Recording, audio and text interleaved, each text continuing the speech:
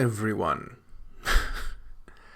Pardon me if I just woke up a little bit ago. My name is Deckerlink, the trained and professional, and welcome back to Adastra. As confirmed on the Patreon page, we are reaching the end of this Adastra game, but it was also confirmed in that same Patreon post that a new Adastra project was in the works that would be launching later this year, hopefully. So, while this chapter will be coming to an end shortly, I believe they said that later this month, I might have read it wrong, but later this month, I believe. Let me just pull it. I have no time constraint. Let's fucking pull it up right now. Oh, wow, yeah. Yeah, it says on the April 10th post on the Patreon link in the description that the conclusion to this story will be released next week. And that was as of the 10th. I'm recording this on the 13th, which means sometime around the 17th, there's going to be the end of this story. But they also say that work has begun on another Adastra project that should have its first release in June. Now, all things being tentative and hopeful, we'll possibly see that happen as predicted. We shall see. Also joining me in the office today is Bri. She's doing her own shit, and she's got her headphones on, so whatever. She's not going to be like chiming in. But if you hear tip-tapping and stuff like that, that is why. So, yeah, we're all working from home right now, except for me when I have to go to work. So that kind of defeats the purpose of it all. She is working from home right now. I already saw on Dirk the Red Panda's stream of this, the title was The Last Supper with Amicus. So I'm nervous. I'm fucking nervous. So let's see. My last full day on Adastra comes just as soon as I thought it would. Too soon. As I sit on the stone bench, breathing in the cool, early morning air, I find myself trying to think back on the last few months, even the last few weeks. It's all a bit blurry. The days continued in the same way, me with too much time on my hands, while Amicus was kept busy by a rapidly changing empire. With his assigned role already in progress, I've mostly been left to wait. And while the wait seemed too torturously long, it simultaneously seemed unrealistically quick. It feels like only last week that I was touring the moon with Amicus, visiting the major cities on our way to pick up Cassius. It had been one of the better experiences I had on Adastra, really getting to see how different each part of the moon could be for the first time, despite the basically universal culture. I got to see the breathtaking mountain ranges that surrounding the city of Lux. I rode giant, questionably safe amusement rides and ate all kinds of good food in the city of Adrote, basically a giant Las Vegas. And all the while, I got to stay in luxurious villas owned by the imperial family, spending much of my time taking walks, fishing, and even hunting with Amicus. And then we picked up Cassius and Alex, and the trip ended. That was over 3 months ago. Ever since then, the only thing I've really focused on is my studies. I've learned enough of the language that I can hold stilted conversations with Amicus. He always enthusiastically tells me that I'm doing an amazing job, even though I know I probably sound like a very young child to him. One with a heavy, clumsy accent. I don't think I've done enough. None of this is going to help me with my mission on Earth. Not since the experience I had with Amicus in the archives have I heard from the Monitor, let alone the parents. Instead, they seem to be content to just let me drift around aimlessly like I always have. It's gotten to the point that I even asked Amicus if what happened in the archives actually happened and it wasn't all just a dream. And speaking of dreams, I haven't been given one of those. Not even an all is well from the space dragon. What's most infuriating is that Amicus is in contact with them. Of course, he's asked on my behalf if they have anything to say to me, but nothing. I can only assume it's because they don't want to interfere with the process, even though they're going to have to tell me something. At least direct me where to go first. Otherwise, they're probably just going to hospitalize me when I show up, talking about space wolves and the impending assimilation with the Galaxius. I feel my insides twist uncomfortably like they have been for the past several months, and especially in the past week. That's an unnecessary. To leave, I don't know. Whatever. It's clumsy, whatever it is. Had to leave Amicus's room because I didn't want to keep waking him up with my tossing and turning. That and lying there awake, watching Amicus sleep innocently next to me is just a bit too much for me right now. I know I should be savoring these last moments, but instead I find myself twisted up in worry. I'm gonna be alone. It's something that hasn't really scared me much before I came here, but after being with Amicus for so long and now with this path ahead of me, I go from hugging myself to twirling the now fitted ring on my finger. It's been a security blanket of sorts. We had debated on whether or not to marry before I leave, but eventually decided Amicus should lay some legal groundwork first, so as to not cause too much of an uproar. He has 8 years to do it, after all. It'll give me something to look forward to when I return. Our entire lives adjusted to fit the schedule laid out by the parents. This is all assuming they're telling the truth, and not for the first time. I wonder if I can really count on them to make sure I return to Adastra. They're controlling everything, and I don't think they would be sending me on a mission that would somehow result in me never coming back here. That's the whole point. I'm uniting two different worlds. I sigh, closing my eyes at the ridiculous weight of that statement. Why the hell did they choose me? I'm a fucking idiot. I open my eyes again as I hear shuffling steps up the path. For a moment I think it's going to be Amicus, maybe having woken up and found me missing from the bed. It's what I hope to see, even though I know he needs his sleep. I'm under enough stress right now that I'm willing to be selfish. But no. I'm a bit surprised to see Virginia walking along the main path, head down as she manipulates one of those transparent tablets that the officials around here have. As she gets closer, I let out a soft cough so I don't surprise her. She looks up, her pace slowing before she realizes that it's me. I had assumed she would just continue on her way, but now she deliberately walks in my direction. Pleasant early morning to you, William. I never liked her mouth. It, goes up way too far. I don't like it. Good morning. I must say that I'm a bit surprised to see you outside before Vita has even risen. I shrug. I had trouble sleeping. There's a pause, and Virginia gives me a look, one that I think is sympathetic. I imagine. More silence. Even now, at the very end of my journey on Adastra, I feel a stiff, awkward wall between us. Out of everyone I've met in the palace, I feel I know Virginia the least. That includes Alex. While her intentions became clear to me, like everyone's eventually did, I literally know nothing else about her. I try to fill the silence. So what has you up so early? Virginia raises an eyebrow. We have run out of time to negotiate funding for a few smaller provinces to the north. I'm using the early hours to make time. That doesn't sound fun. It is not meant to be fun. My life is now dedicated to serving the Empire. My own concerns do not matter. I sigh.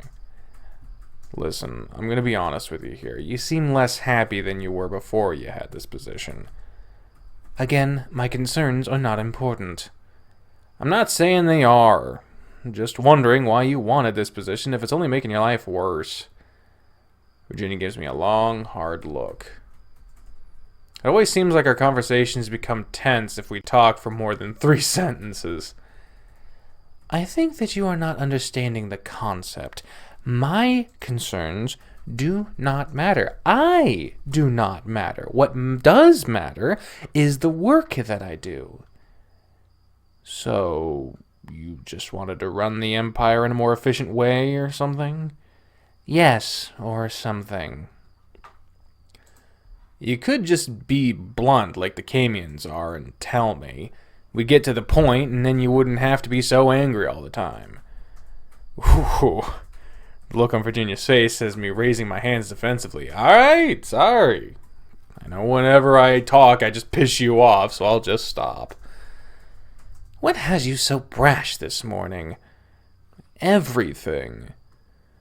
Put my hands to either side of myself as to indicate the whole situation I'm in. But at least I'm not always, acting like you're just an annoying distraction.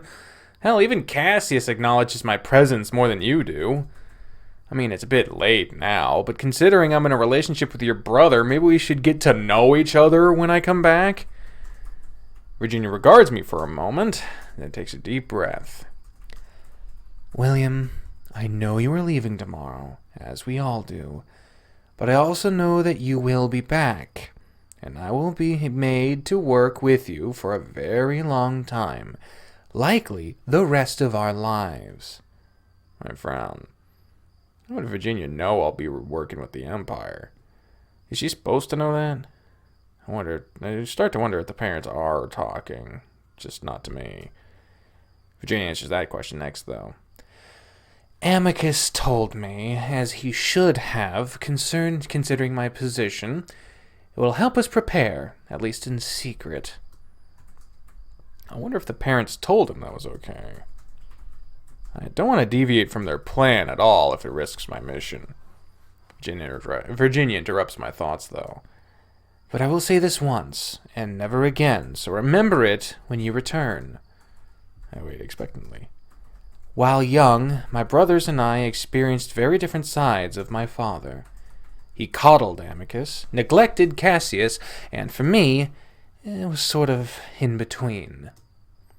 He paid me very close but strict attention, unlike my brothers, who received lessons in math, science, and combat.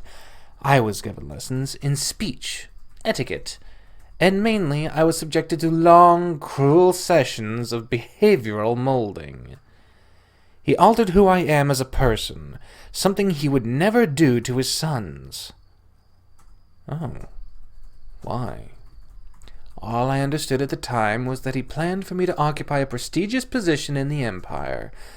Still, I hated him for it. I felt almost no emotion when his sabotage ship crashed. Oh. Yes, how odd. Odd how he would project himself to be the most egalitarian emperor in our history, yet treat his own daughter like clay that he could shape in any way he wanted. Now I'm really at a loss for words. But following his death and the resulting power struggle, I came to learn why, and the reason was rather simple. If I were to be the first female in a particular position of power, I needed to set an example. Not only that, but I would need to ward off attempts by those in power to undermine me. My mind was already trained for the deceit I would come up against, and it serves me well, even now, as officials spread rumors and attempt to discredit me. Amateurish rumors, I'll have you know. Seems they can't think of anything more complex than saying the reason I get so much done is because I'm a whore. But Father personally made sure I understood the most important lesson in this empire. Trust no male. It's what will keep me alive in this role. While I still hate Father, I understand him now, which is better than just hate. Through all of this, I can only sit there awkwardly on the bench. Okay. So is that why you treat me the way you do? I'm a male and you can't trust me. William, I trust no one. I simply don't have to worry about women because they hold no power. Yet. I tell you this so that you might understand me, as you wished. We will need to be close allies in the future, after all. While I'm sure my upbringing has a little bit to do with my demeanor, the main reason for my shortness with you is simply due to your immaturity and lack of self-control. Amicus is no different. I grimace. I think I'm a bit better than Amicus. Yes, though he's growing into his position well enough. I'm sure you will as well. I'm not sure if that's encouragement or an insult. And thank you for saving my brother. I don't believe I've had the chance to say that yet. I know what I just said, but he is one of the few I can trust to be himself. Then Virginia turns away, walking toward the Imperial ship. I really must be off to the city now. I'll be present for your departure tomorrow morning. Goodbye. Bye. I watch Virginia walk off into the dark, still feeling like I don't really know anything about her, even if she did kind of open up to me for the first time. At least she's willing to work with me on how to integrate humanity. I'd been worried about that. The edge of the sky is just turning a lighter blue as I make my way back into the palace. This is usually about the time that Amicus wakes up, so I'm not surprised to hear the shower running when I walk into his room. I think about going into the bathroom, then think better of it, not wanting to hold up Amicus's morning routine. I have to admit that I'm a little disappointed that he didn't come looking for me the first thing. Usually that's something he'd do if he's not sure where I am. For now, I just sit on the bed and wait, gradually growing more tired as the minutes go by, finally feeling like I might be able to get some sleep. Then the door slides open and Amicus steps out, freshly showered and dressed. He smiles brightly when he sees me. There you are! Wow, that was not even close. There you are! There you are! I was wondering if maybe you'd gone to get breakfast early. Immediately I'm jarred by Amicus's overly cheery demeanor, his voice louder than usual. No, I just needed some air. Air? Is it too stuffy in here? We have an entire wall knocked down for a balcony you can't close off but with a curtain. I'm pretty sure the air's not the problem. No, it's freezing, as usual. And the vent is on. Hallelujah.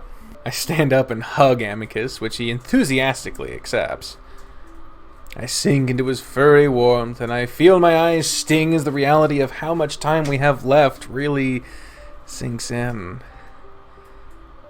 Amicus.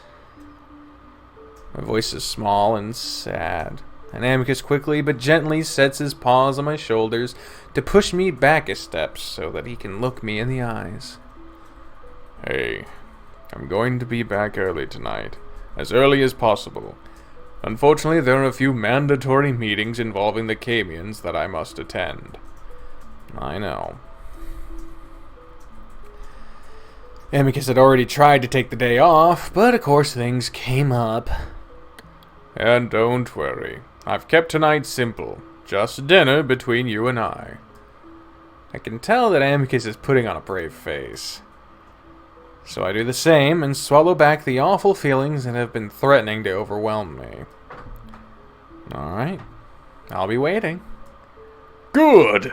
I won't be long, and the sooner I leave, the sooner I will return. Then you better get going. Right away, Emperor Consort! I grimaced at the title I would hold if Amicus made our marriage official. But he plants a kiss on my face anyway before pulling back and smiling at me. I love you. And tonight, we shall be happy. I try to smile back as Amicus takes his leave, disappearing out the door, wondering how I'm going to manage to do that. The fuck? Oh, yeah, this was the door. Hopefully well enough for Amicus' sake. I'm able to nap for a few hours, after which I walk through the halls, though at a much slower pace than usual. Take a good look at everything, remembering. I walk past the meditation room, and I pause before opening the door. I'd made up with Amicus here after our fight over a year ago. This is also where I accidentally got high on the somni Cassius had been smoking. The main reason I opened the door, though, is because I'm curious if at any point, if any of that plant is lying around, maybe to try to contact the monitor myself. Oh no, oh this is bad. I don't see any, and remembering Cassius's horrible experience gets me to give up pretty fast. Good. Not wanting to be tormented by the monitor because I didn't follow their plan correctly. What was the point of that scene? I head out into the gardens as usual, taking in the beauty of the arranged foliage for the last time. I remember my first morning here with Alex. He'd been so helpful and kind, and I feel some sadness at the idea that I'll probably never see him again. It's dulled a bit, as I also remember that he'd only been sizing me up for manipulation even then. While I feel our friendship had been partially genuine, I know that what he's done is something I can never forgive, even though Cassius was able to. Head back in for a light breakfast, sitting on Amicus' usual bed.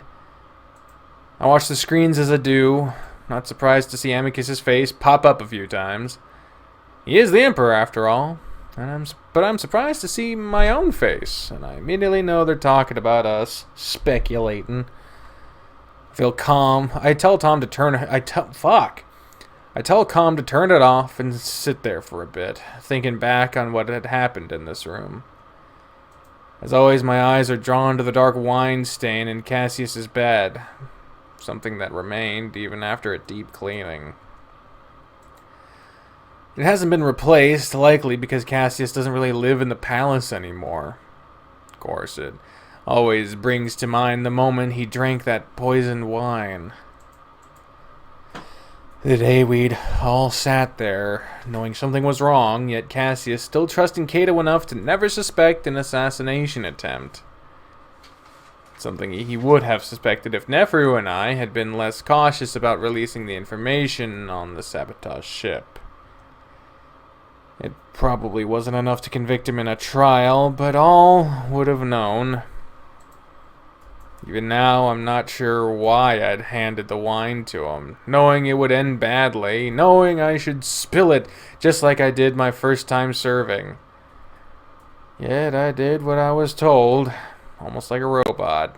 Maybe because I'd been conditioned to do whatever the wolves told me. I don't blame Cassius for staying away from the palace after what he went through. An assassination attempt resulting in a week-long coma, followed by hospitalization for a month, does things to the mind, according to him. I wonder if that includes forgiving a spy that's partially responsible for dozens of deaths. Feeling slightly nauseous, I send the rest of my food back. I decide not to think about Alex anymore, feeling like the cat had never gotten what he deserved. I need to distract myself until Amicus gets back, so I head for the baths. It's become part of my routine, and the part I always looked forward to the most for a couple of reasons. First, it's just nice to soak. Second, because I see the person I often run into here,